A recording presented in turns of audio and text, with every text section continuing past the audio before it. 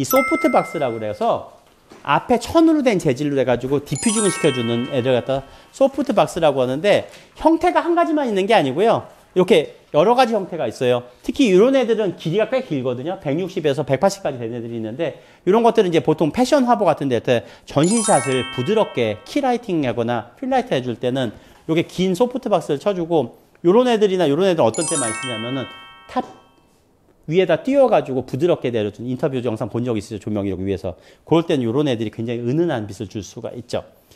그런데 얘가 이제 중요한 거는 네트라고도 하고 어떤 때는 에그프레이트라고 하는데 얘가 해주는 역할은 부드럽게 거는 빛이 옆으로 이렇게 퍼지는 게 아니라 앞으로만 직진하게끔 해줘서 딱 그 영역만 비치게 해줄 때 에그프레이트를 쓰기도 합니다. 그래서 여러분들이 어떤 형태를 쓸 건지는 여러분의 촬영 현장에 맞춰서 다양하게 들고 다니시면 돼요. 근데 얘네들의 장점은 뭐냐면요. 접히거든요. 안에 이렇게 우산살처럼 이렇게 프레임이 있어가지고 빼면은 접히면은 적어도 4-5가지 타입은 들고 다니시라고 말씀을 드리고 있어요. 그러니까 현장에 출장을 나가시면 무슨 일이 벌어날지 모르니까. 여기서 중요한 거. 이 소프트박스를 쓸 때 보통 그 라이트 앞에다 끼는 아답터가 있거든요. 그게 표준 사이즈들이 있어요. 그게 뭐냐면은 보웬스 마운트라는 게 있어요. 보웬스. 그거가 있으면 전 세계 모든 것이 호환이 됩니다. 바로 이렇게 생긴 것들이죠. 그래서 보통 이런 리플렉터나 그 소프트박스는 보웬스 마운트가 장착되는 놈들을 쓰게 되면은 기존 불문하고 호환해서 쓸 수가 있기 때문에 비용적인 투자를 많이 줄일 수 있다. 요게 왜 리플렉터가 타입이 많은지 아세요?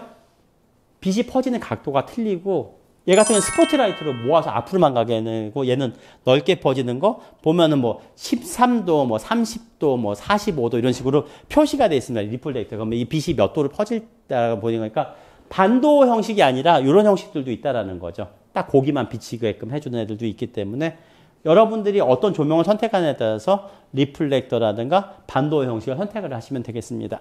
소프트박스를 썼다는 얘기는 뭐예요? 부드러운 이미지를 쓰고 싶다라는 얘기거든요. 그래서 여러분들 사진관 가서 증명사진 찍어보셨죠? 대부분들. 보면은 후레쉬가 직접적으로 번쩍하던가요?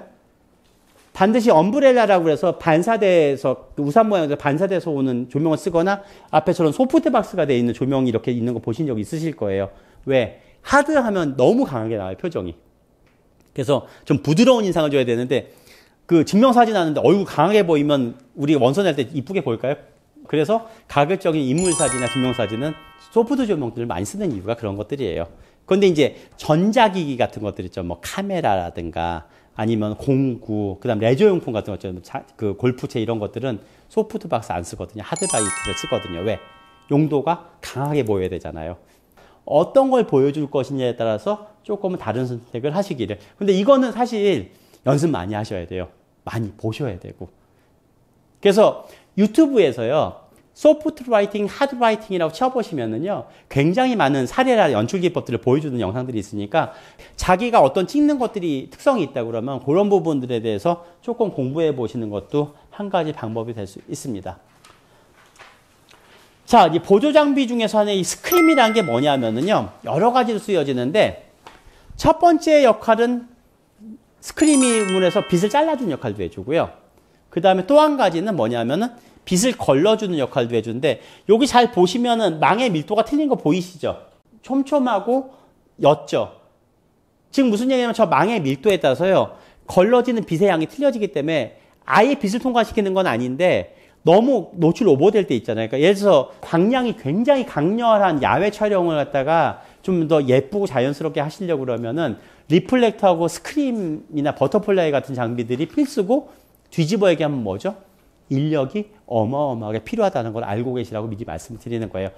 광원용 스탠드라는 것이 있는데 그 뭐 주니어, 시니어, 뭐 베이비 이렇게 있는데 쉽게 얘기하면은 높이하고 올릴 수 있는 무게 때문에 그렇게 구별이 되는 거예요. 그래서 대형 조명을 쓰려고 하면 이제 주니어나 뭐 시니어급을 쓰셔야 되는 거고 붐 라이트 스탠드라는 건 뭐냐면은 붐이 일단 붙으면요. 마이크든 뭐 조명이든 음향이든 일단 스탠드에서 붐이 붙으면요. 이 팔이 있다고 생각하시면 돼요. 암이 있는 놈은 무조건 붐이다. 그러니까 붐이 붙어 있으면 암이 붙어 있다. 왜? 이런 것들 있잖아요. 조명이 이렇게 때려지는 게 아니라 쑥 나와서 위에서 밑으로 때려지거나 밑에서 위로 때리면 팔이 나와서 해줘야 될 거 아니에요. 그때 쓰는 게 붐대예요. 뒤에서 보여주겠지만 이렇게 붐암이 있죠. 그래서 무거운 걸 올리면 어떻게 돼요? 앞으로 와장창 하겠죠. 그래서 무게추나 모래주머니가 반드시 달린 놈을 사셔야 돼요. 붐을 쓰시려면. 여기 주의사항 한 가지. 붐 스탠드는 좀 검증된 메이커를 쓰시면 좋습니다. 여기 보면 조임장치 있죠. 관절 이렇게 움직이면 조임장치 있잖아요. 이게 중간에 파열돼가지고 와장창 하는 경우가 되게 많아요. 여기 포맥스 홈페이지 오셔도요. 여기서 하는 시스탠드나 붐 스탠드들 취급한 거 있으니까 거기 보면 무게하고 종류들이 다 명시되어 있거든요. 공부하는 셈 치고 한번 들어가서 보세요.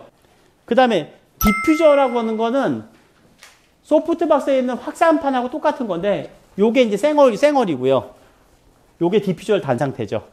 즉 광원이 이렇게 섞여 있을 때나 아니면 부드러운 빛을 원할 때 그 앞에다가 확산판이라는 걸 붙여서 소프트박스하고 똑같은 역할인데 보통 디퓨저는 LED 같은 평면 광원에서 많이 쓰인다고 생각하시면 돼요. 결국 용법은 소프트박스하고 비슷하다라고 생각하시면 됩니다. 느낌은 살짝 틀려요. LED 조명이기 때문에. 그래서 여기서 보시게 되면 자, 하드 라이팅, 소프트 라이팅. 그 다음에 하드 라이팅, 소프트 라이팅. 느낌 차이를 바로 아실 수 있겠죠. 어떤 식으로 사람들 눈에 비칠지를. 여기에 따라서 내가 어떤 촬영 계획과 어떤 식의 연출을 쓸 건지가 바로바로 결정될 수 있습니다.